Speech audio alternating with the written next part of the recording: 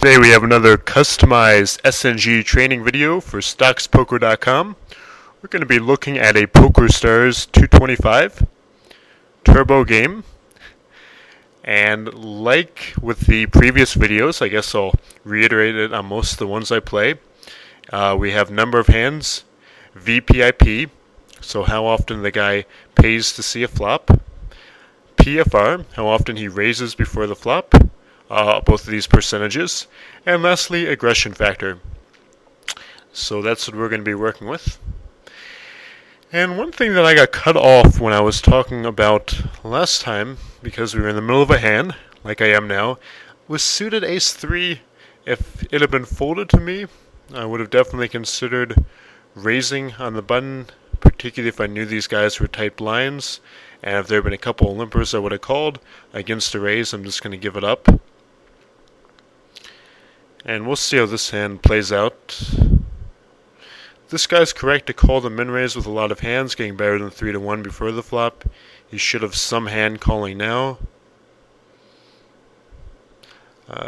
Jeb G is betting pretty small, kind of representing a king. We don't really know what this guy has. He's calling. Maybe they both have kings, or he's still playing a monster. Okay, now E&P Levy didn't want to play such a big pot, particularly he's out of position. He only has second pair. But Jeb G really shouldn't be min-raising from mid-position with 10 king. That's definitely too loose.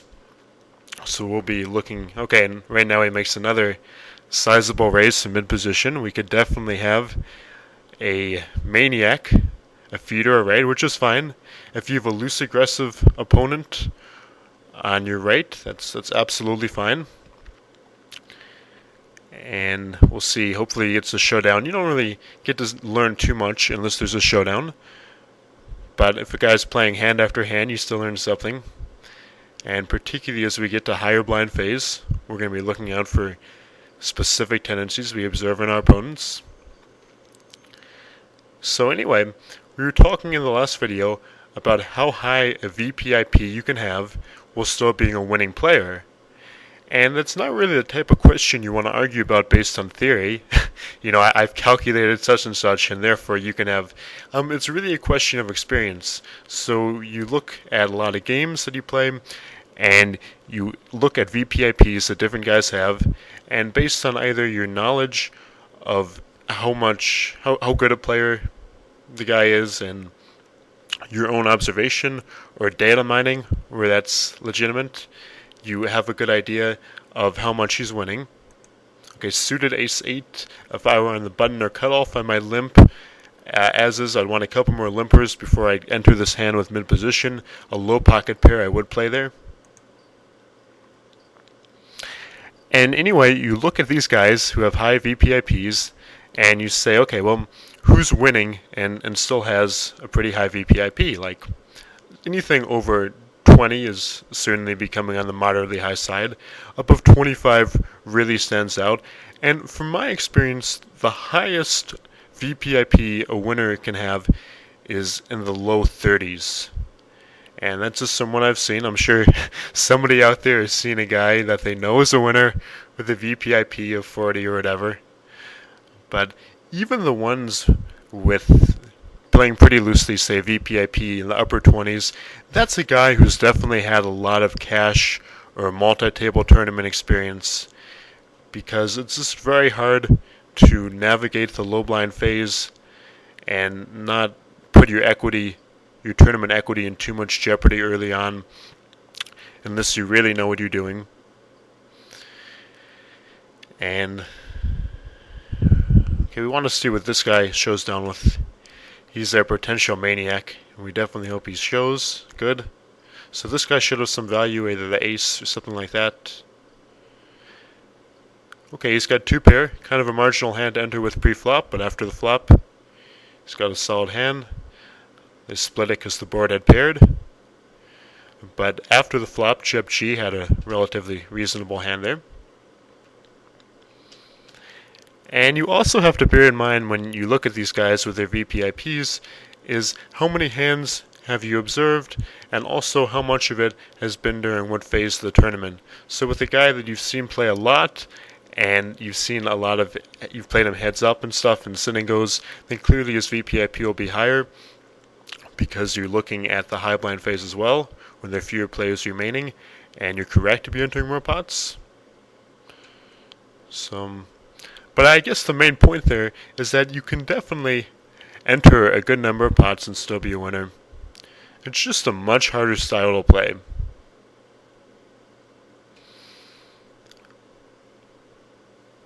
And it's particularly hard during low blind play. It's still hard during high blind play, but not as difficult.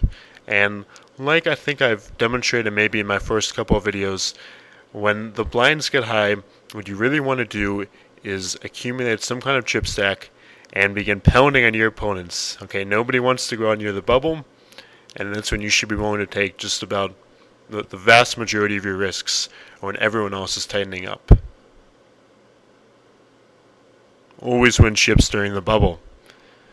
Okay, here we have an open-ended straight flush draw, and you're over 50% to draw to a straight or flush with this hand, even if you ignore the possible 9 or jack outs. And since we'd have to call a bet if somebody made one, most likely you should just go ahead and bet yourself, because that way you have full equity as well. And if not, you're happy to build a pot because you're over 50% to hit a straight or a flush. So I go ahead and bet. Only one guy remains. We have an excellent turn. So now we're ahead, and this C has 2 spades, and one of them is precisely the queen or king of spades.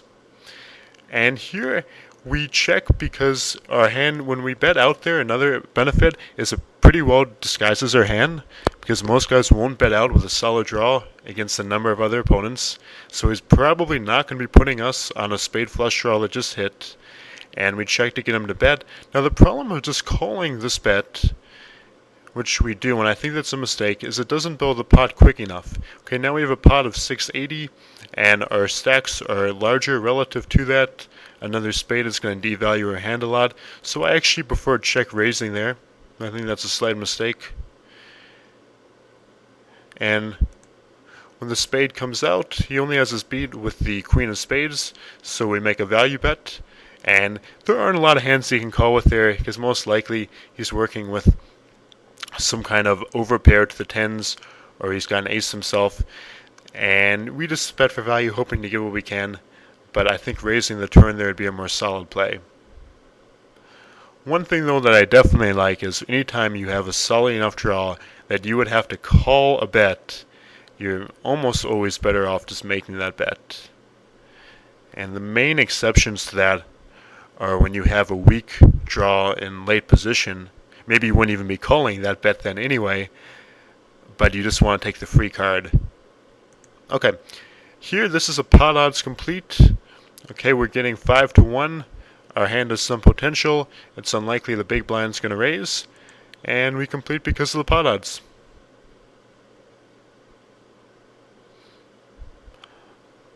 Okay, here we have no piece of it whatsoever. And unless action gets juicy, we'll skip through this hand. Okay. They can battle it out, the low check down. And with a slightly above average stack, and 2 guys have been playing relatively tightly in the early stages, we might loosen up a little, particularly from the button or the cutoff. And like we talked about earlier, it's very hard to make judgments based on stats after only, say, 10 hands. But we can conclude a few things, namely Gabby Jilly and Jeb JG whatever both appear to be on the looser side. And we've seen that both through looking at what they've been doing. We've saw Jeb G voluntarily enter a number of pots so far, and through their stats. And those are guys whose blinds are going to be less inclined to steal. And ideally you want people like that in your right. That's not something you can change unless you know about it beforehand, and you're playing a site that allows for seat selection. Okay, now, like we've talked about before, I'm going to be completing very wide. If the effective stacks are 10 blinds or under, then I'll be more folding or shoving. Otherwise, I complete very wide because I'm getting 3-1. And pot odds, like I said last time, are indeed important in the sit and go. Okay, everything is about equity. Everything is about the dollar value. But it's not always easy to figure out dollar values, particularly when you're not dealing with pre-flop all-ins. And so pot odds tell you how you expect to do chip-wise, and they're not such a bad metric. So this would seem like real obvious advice to any kind of cash or multi-table player, but I think sometimes us sit and goers get a little too obsessed with equity. And in situations where that's real hard to tell, then chips can paint a great picture. And that's where pot odds really come in. And we see Jep, J111, limping again. He's limping from early position. And even though 2550 isn't super high blinds, when we've got a guy we've seen to be loose and he's limping from early position, we would mark him as a potential HBL, high blind limper. And again, what we would love here is for him to have to show down, because you get a lot more information when a guy shows down rather than displays a hand. Okay, ATM withdrawal check raises there. He must have a very solid hand. He hasn't played a ton so far. Since he liked the flop as well, he could either have a set, he could have two pair. He only completed, if I recall, or checked before the flop, so I think pocket sevens, pocket nines, 7-9 are all pretty reasonable. Possibly ace-7, either that or he's very loose and is just trying to bluff. But I think he's going to have a pretty solid hand here. Okay. Not quite as strong as I was thinking, but definitely two pair, and it's good he got it in for value.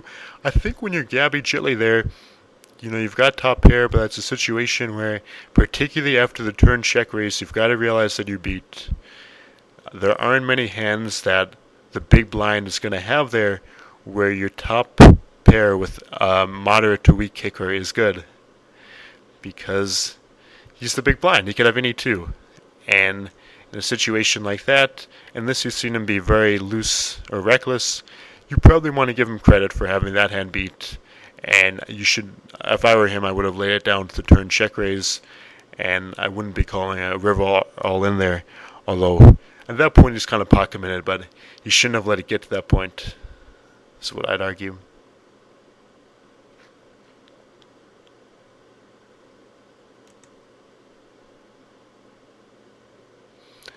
Okay, and we'll continue looking at stats here. And again, 15 hands, not a ton, but it's confirming that Jep and Gabby are on the loose side.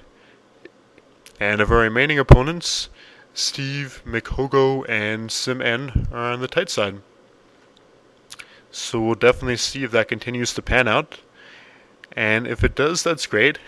And if not, we'll really notice it better because we'll be looking for it. So we have our hypothesis in mind, and we'll see if it's verified. Okay, now based on this action so far, it's pretty hard to put these guys on a hand. This bet looks like it could definitely be a value bet. Now he called the pre-flop bet and then a min bet at the flop. So a king is very consistent with his holding. If this guy had a king, he almost certainly would have bet the river for value. So I'm guessing that this guy has a hand like king queen or suited king jack, and he's got either an underpair, ace queen, ace jack. But then min bet at the flop is pretty weak. I don't know why you'd bet 50 at the flop. There aren't a lot of hands where that's going to help much.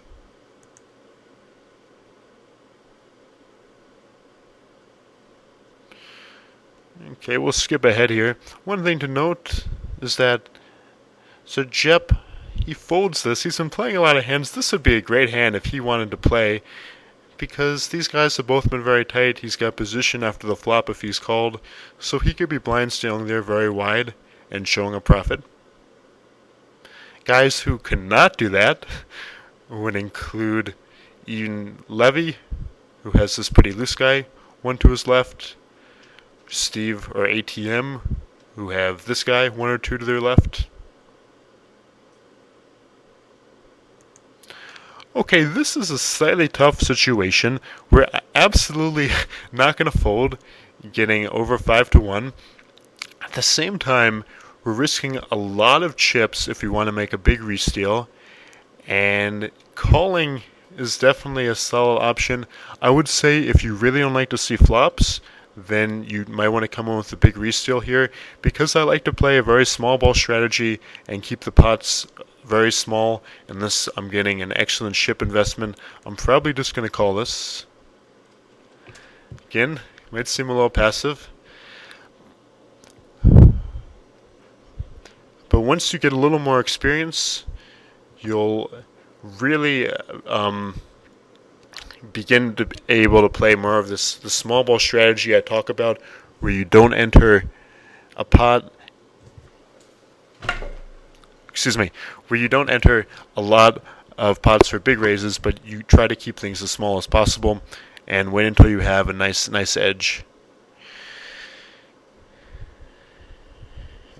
So yeah, with the pocket nines, that was definitely a little passive, and if I come in for a big re-raise before the flop, there's definitely a chance I could have gotten both of those guys to fold, and my nines may well have been best after the flop, although I had the worst relative position, so I let them go.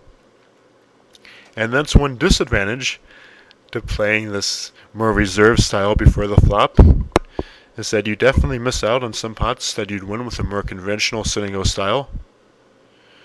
And it's really just a trade-off.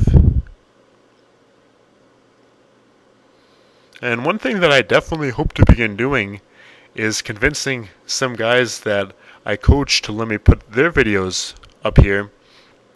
And that way we could look at other people besides me playing this with somebody else's cards, and I could talk about really good strategies for when you don't think you're a bad player at the table, but when you don't have necessarily the most post-flop experience. And a lot of guys drawn to SNGs, I think, fit in that category. There's nothing wrong with that. Pre-flop play and post-flop play are both very important. But like I've said before, there's no way you can get away with not being a good post-flop player in cash or MTTs. And so post-flop play is correspondingly more important. Okay, here the under the gun guy triples the bet. There's no way I consider that. Ace-Jack, I would definitely be folding there. Ace-Queen, I might play. Most likely I just let it go. I think I'd want Ace-King or Pocket Jacks would be my minimum threshold. The guy who hasn't been playing a lot of hands and suddenly comes in for a 3 big blind raise under the gun, you gotta give him credit.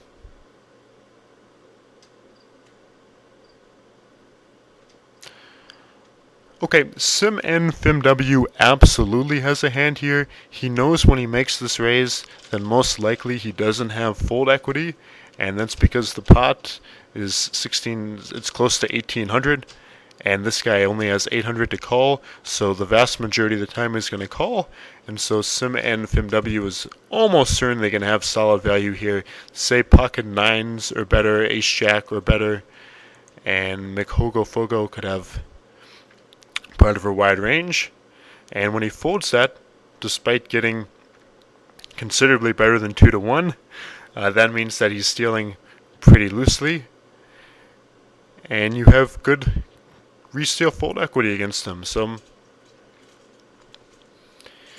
you always want to look ahead.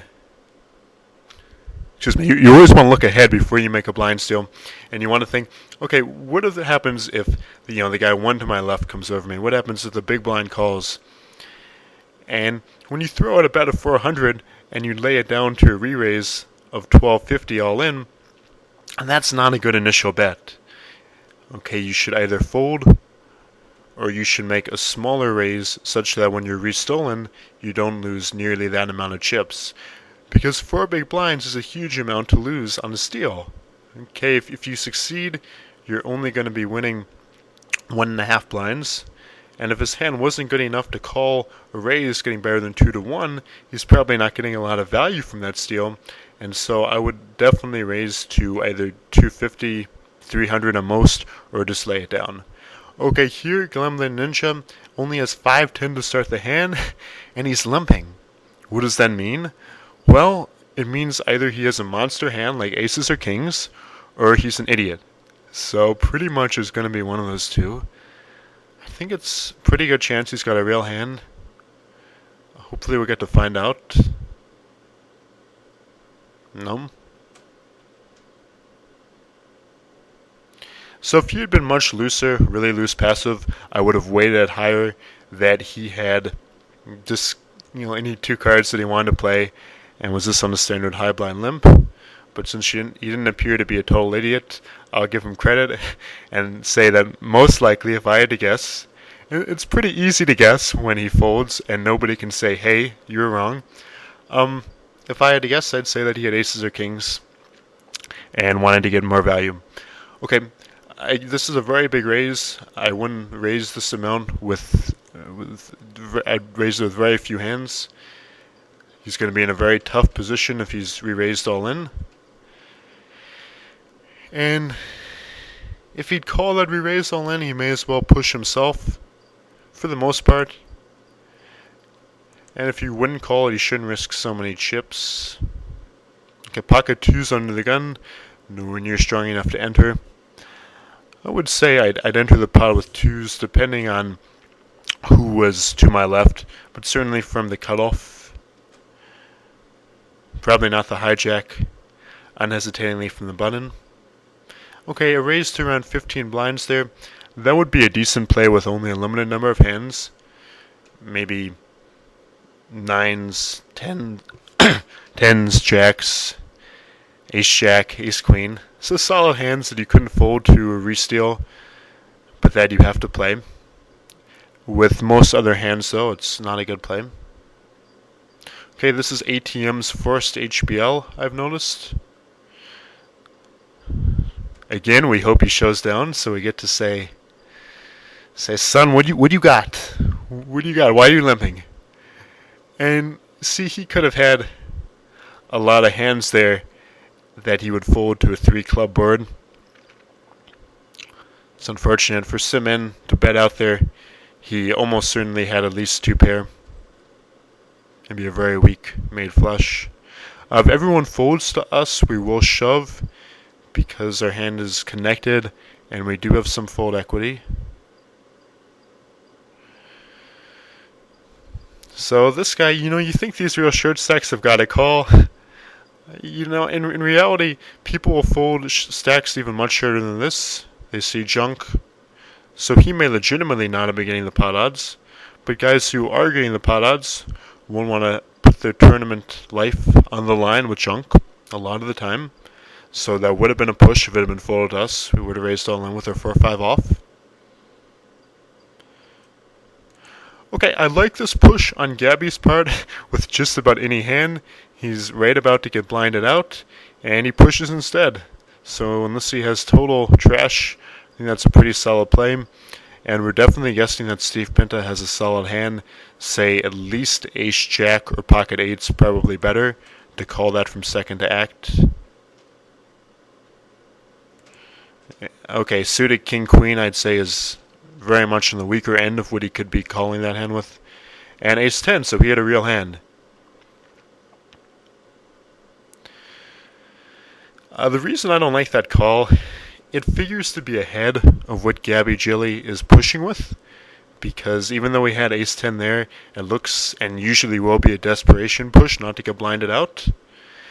The problem with that call, though, is that even though king-queen suited is going to be ahead of Gabby Jilly's range, is anyone else can enter the pot. And in particular, he had either, 6 or 7 guys left to act after him. And what would he have done there if any one of them had re-raised, for instance? Well, most likely he would have folded. And this was a guy who only had, was offering him a bet with really good pot odds. But that's an unfortunate situation to be in. So I definitely like that call from the big blind, maybe even the small blind or button. But when you're early or mid to act and you've got several guys left after you, don't call in that spot just because you figure to be ahead of the initial raisers all in.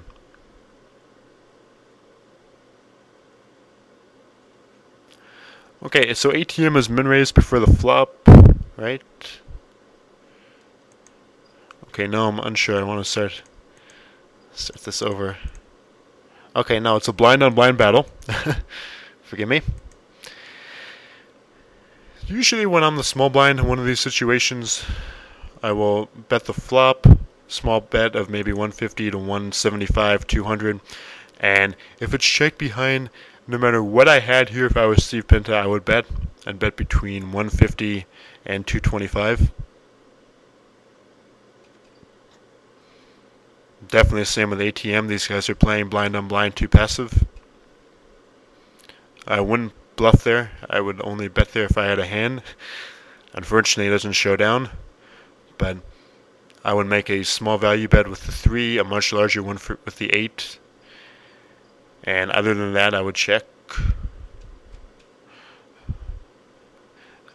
If it had been folded to us, we would have played that from the cutoff button.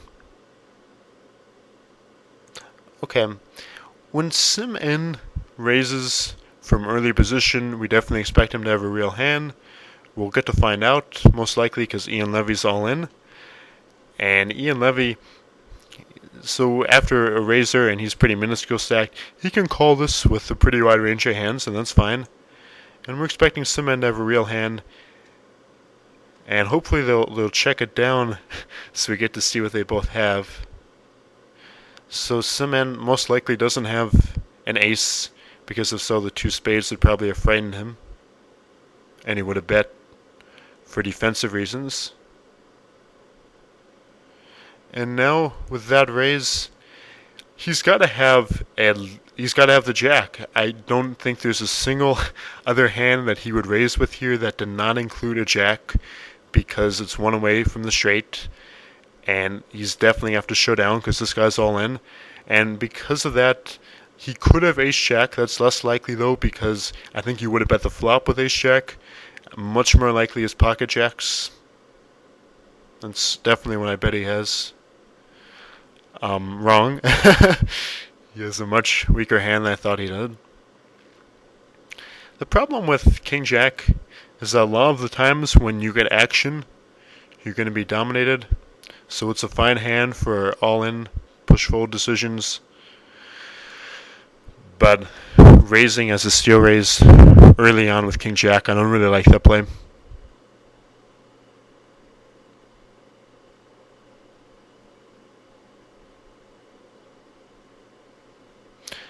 And Sngman101 is definitely increasing his aggression. Whether rightly or wrongly, it's been paying off. Okay, now we have a stack of just under 8 blinds. And in just a minute or so, that's going to be a stack of about 6 blinds. And when 6 blinds, we're going to be looking to shove very wide. Okay, McHogo Fogo, good shove with almost any 2 cards. Against a relatively tight big blind, he should be shoving. So that wouldn't be too bad a shove, even with deuce 3 off. And with any kind of hand that has some showdown value, it's an excellent shove. Okay, if it's folded to us, we're almost certainly going to be calling this based on pot odds. Okay.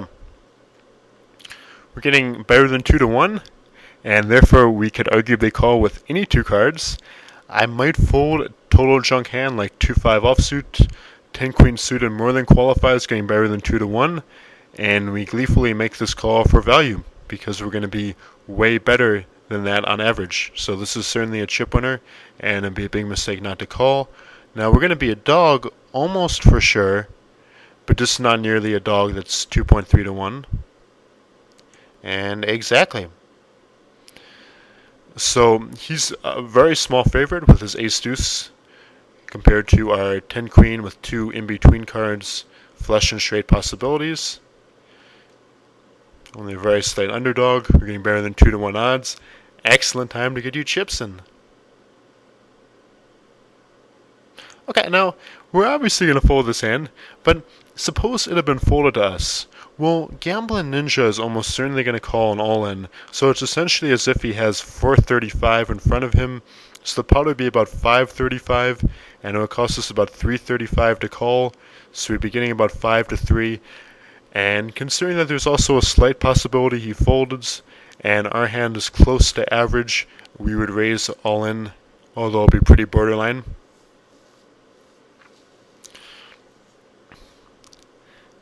And he did fold. Okay, that's pretty weak, because he's clearly getting the odds to call that with any two, and now he's blinded out instead.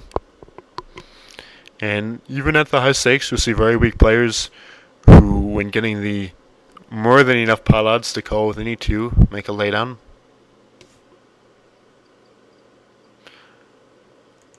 Okay, here I'm most likely just going to shove. And if we were a lot deeper, I might make a smaller raise. The problem here, though, is that just about any time I'm entering this pot with another hand besides a monster, I'm going to be shoving.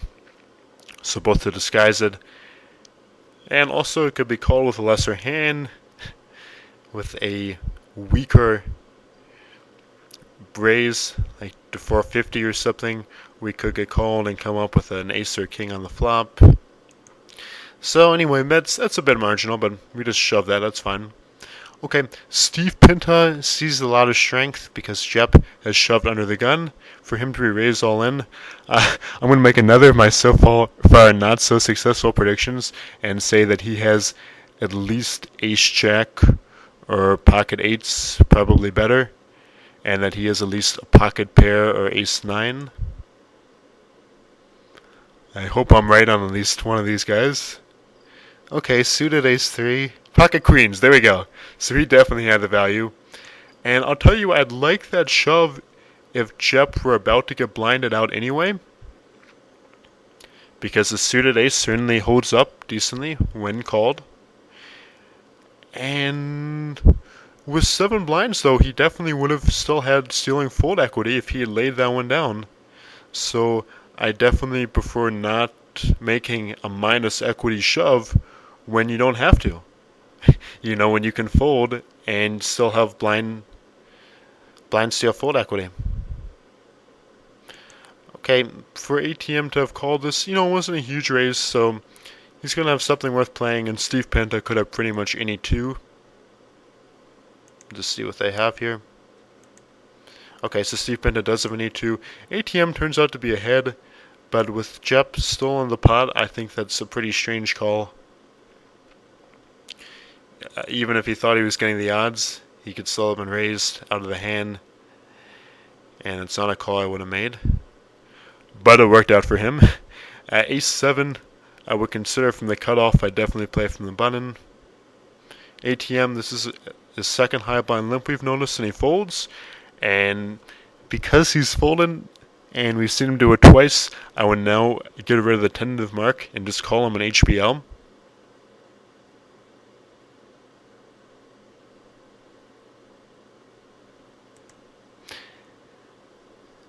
King 7, way too weak. And player notes really are key. You shouldn't be playing so many tables that you can't at least take notes on these guys. He's limping again. My God. And see, the problem with Makogo should have some kind of value here, because sometimes if you go over a guy twice in a row, you make an ego call. So either you set up a trap or he's making an ego play. I really don't know which one. Because you will definitely, if you go over the same guy twice in a row, you will definitely see ego calls. And, okay. So I do not like the limp with pocket eights. Would have just shoved that if I was going to play it. But at the same time, this guy had just gone over him. So who knows? He could have made an argument for calling once he had been raised all in, but I don't like the initial limp. And Makogo actually had the goods when he made his second all in, which is smart, because otherwise, pocket eight is a reasonable hand, but he could just be subject to an ego call. I think that's smart.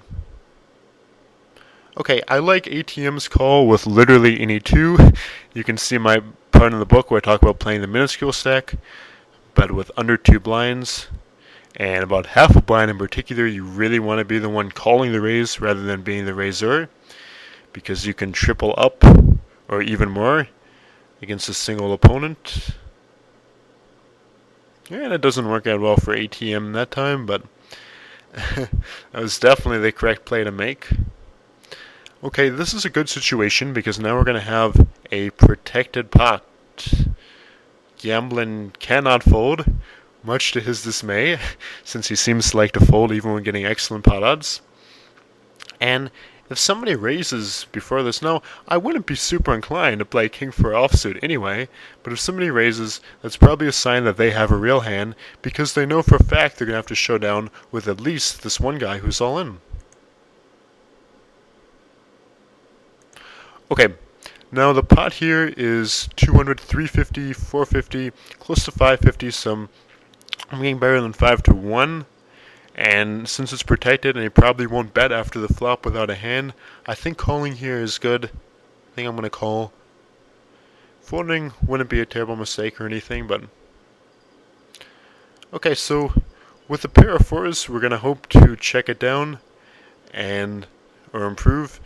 We're not going to call any kind of a bet. And if this guy has any idea of implicit collusion, he's going to have some piece of it. Of course, we've seen that he's been pretty loose in making some weird plays. So he probably at least has something, but it might be a weaker piece. Okay, so he had nothing at that flop.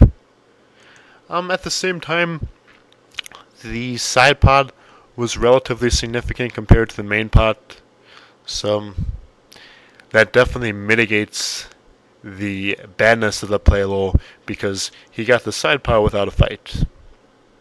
So it's not such a bad play. Not one I'd make, but not so bad.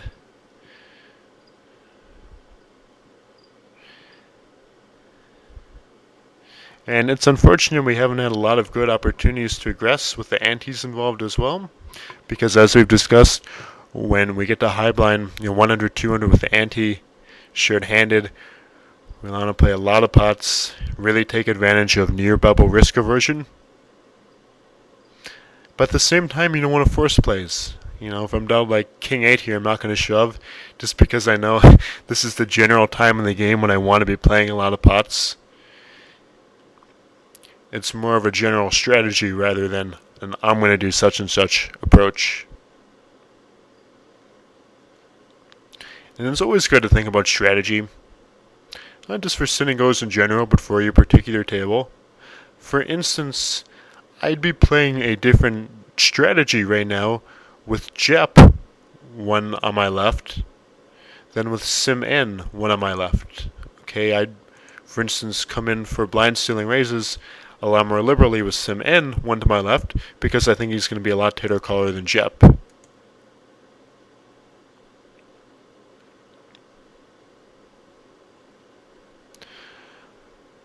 Okay, one of these guys could easily have come over the top. They'd want a hand that still has some kind of showdown value.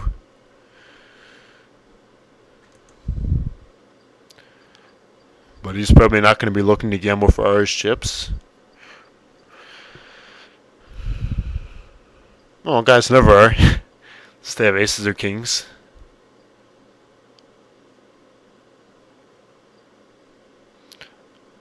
Okay, here we raise. We obviously have 0, stealing fold equity. And if he had limped, we would have shoved. And at this point, the blinds are going to be approaching 200, 400. We've got the ante as well. We're definitely looking to make a move. If it's folded us, we're going to shove any 2 against Steve. With the 425 just sitting on the table. But we will not come over top of that min raise. It's a pretty good call, getting better than 3 to 1 if he has any kind of a hand here. Oh, big check raise. Okay.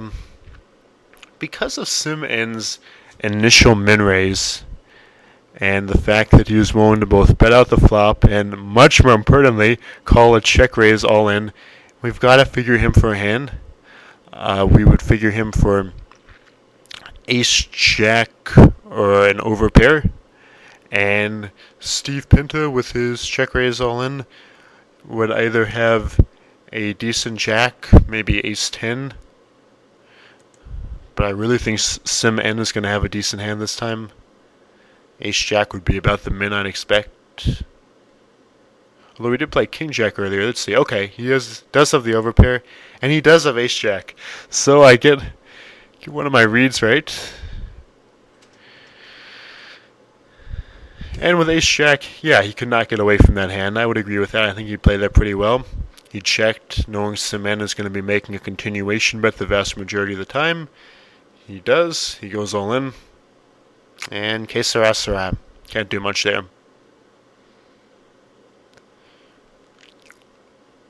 Meanwhile, I'm not a huge fan of Sngman101's min raise with the queens. You're kind of alerting people, hey, I'm making a suspicious raise. And at the same time, you're getting people, like Steve had great odds to outdraw him with an ace or a king. And ended up working against him, but it could have hurt Sngman101. It's not the approach I favor, but at least he raised. And that's the key thing there. Okay, this all in. I don't know whether the blinds are about to hit me to 200, 400. This is looking pretty marginal to me. With the anti-money, without the anti-money, it would definitely be minus equity. As is, it's looking pretty marginal. I think this might be a slight equity loser. Maybe I was just seeing all these missed opportunities go to waste. And it's definitely going to be a hand to look at with Wizard afterward. So Steve could be calling pretty widely, or eights are very likely to be good. And again, Steve Pinta knowing how to play the minuscule stack. So particularly with the anti-money in there, he's getting, I don't know, like 4-to-1 odds or something up against a single opponent. And in general, he's not going to be worse than 2-to-1, which was exactly what he was, a 2-to-1 dog, getting about 4-to-1 odds. So that's definitely a situation he wants to be in. And now we're at bubble play, 200, 400. The blinds can pass us once if necessary.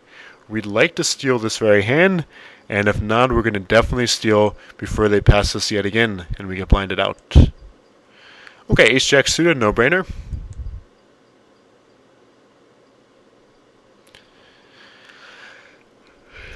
These guys are going to be playing a little more tightly, of course. Nobody wants to risk a crippling blow with 2-4. So we would have pushed a good deal wider, but it's always nice when you have to think about it.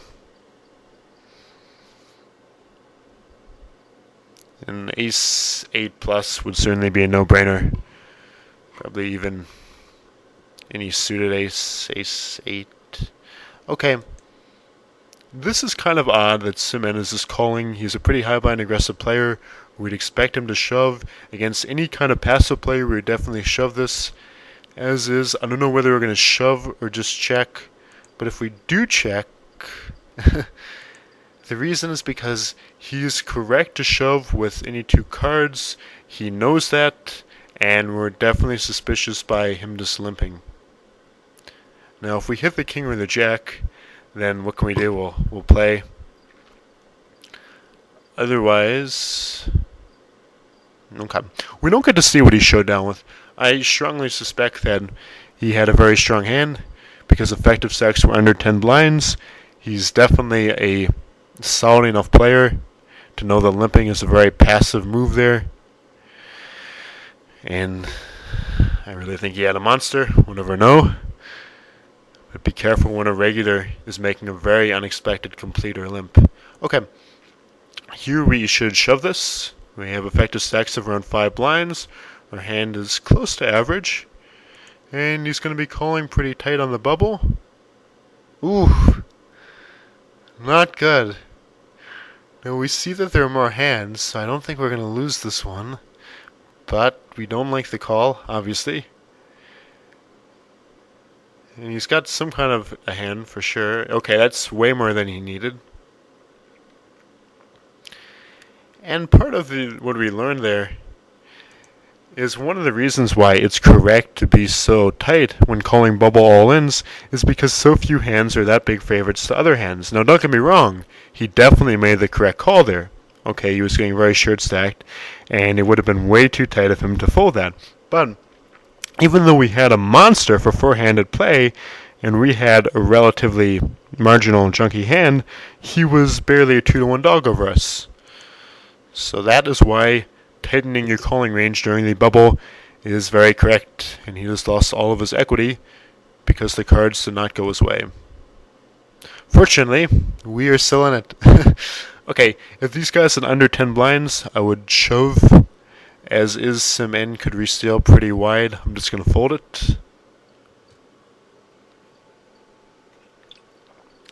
Mikogo should shove most hands besides junk there. So if he had a really weak hand, he'd be correct to fold. Other than that, he's going to want to shove.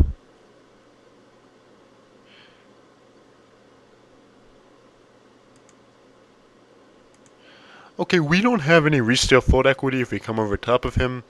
He's pretty much making a non-all-in, all-in. He's showing us he's pot committed without actually going all-in. And a suited King Deuce is not strong enough to face a guaranteed showdown with. Okay.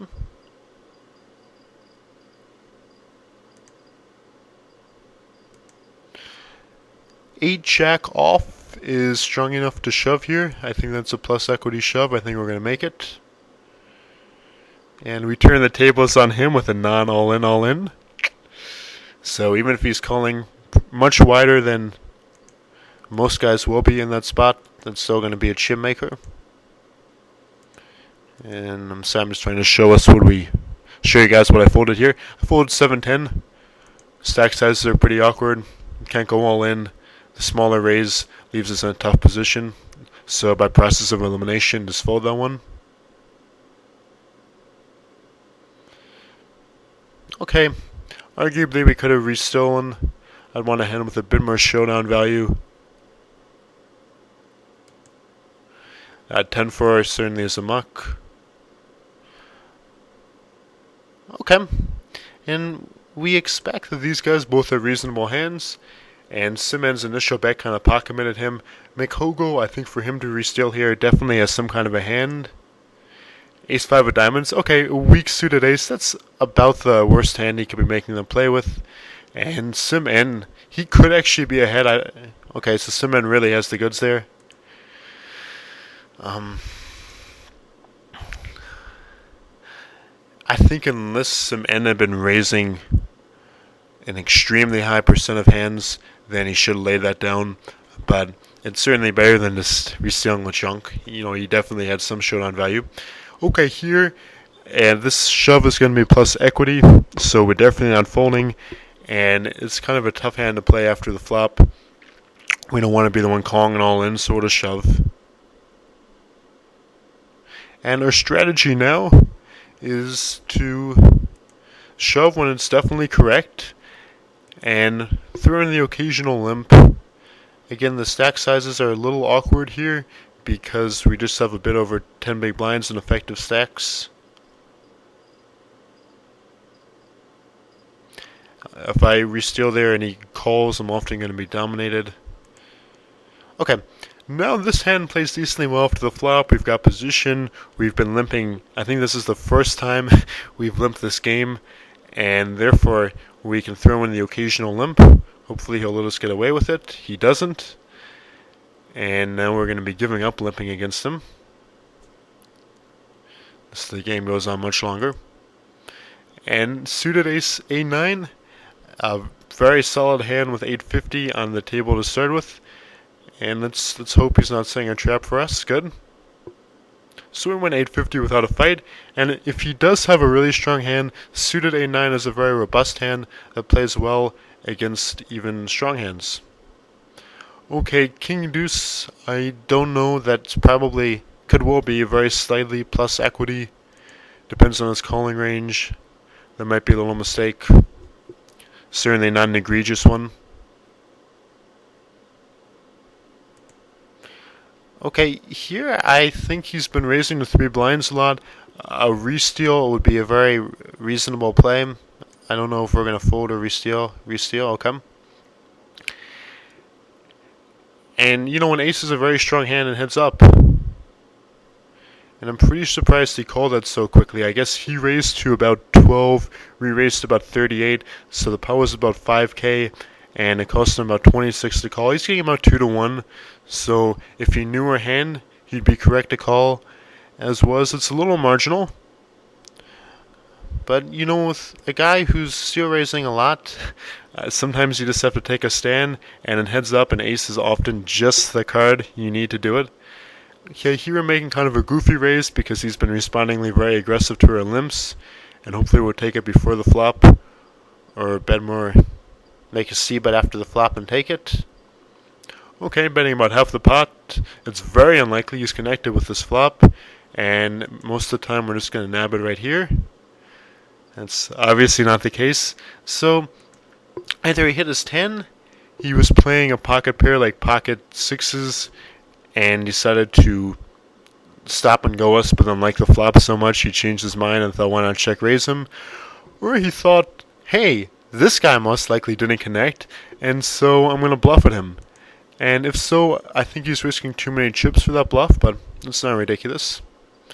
Okay, here the blinds are risen with 1200 on the table. I think I'm just going to shove. Okay, checking. The 4-5 suited plays pretty well after the flop, although I think shoving is a stronger play there. We bet out our flush draw. Now we've made our flush. And you could either check or bet out. Here we need to bet out big for value. Could have even bet out a bit more. And Sngman called the flop bet, so we're thinking he has at least a 7, a queen, or some kind of draw. Queen is fairly likely. Maybe king 7 suited, something like that. And if so, he'll probably call a bet. I wouldn't mind even a larger bet there, but definitely bet that and see what he has. So pretty smart. It's pretty sure that he got away from that without losing all of his chips with his 2 pair. We played that flush draw in kind of a camouflage way. I think this is a plus equity shove. Certainly not a very bad shove. Okay, and we're an underdog, but we hit our flush. And that takes it. Okay, awesome. So we draw out to take it at the end. And now let's end this by pulling up Sit and Go Wizard. Okay, now Wizard's up, and we're going to take a look at a couple of these hands here. Okay. Pocket queens could be a mistake to have shoved. What does that mean? Okay, and that actually makes a fair bit of sense, because what it's saying is pushing or calling all in or risk more than 10 times the big blind, and all that's doing is a friendly reminder that you should not usually be playing push-fold poker with over 10 blind effective stacks. I fully agree with that, and in this case I think it was the right move, but some guys will play push-fold with 20 plus big blinds, and it's always a good thing to keep in mind. Yeah, okay, Queen 8. Oh, that was the hand, yeah. I didn't like that hand. I knew as I was rewatching it that it was probably a mistake. And using our 10-man 100 as a way to judge, this would be about a $6 loss. And I think these ranges look relatively correct. Okay, this guy should be calling pretty wide because he's essentially already blinded out. That looks about right. This guy calling with 16, I think is about right. Maybe slightly tighter. Which opponent is this? Yeah, he was pretty loose actually. So I think that the initial range was probably more accurate. I don't know, maybe a little tighter. These are basically right. And even so, yeah, we're losing about $5. I shouldn't have shoved this, so I got a little too antsy. Got a hand. Not the biggest mistake, but definitely not the smartest thing either. Okay, 4-5 suited.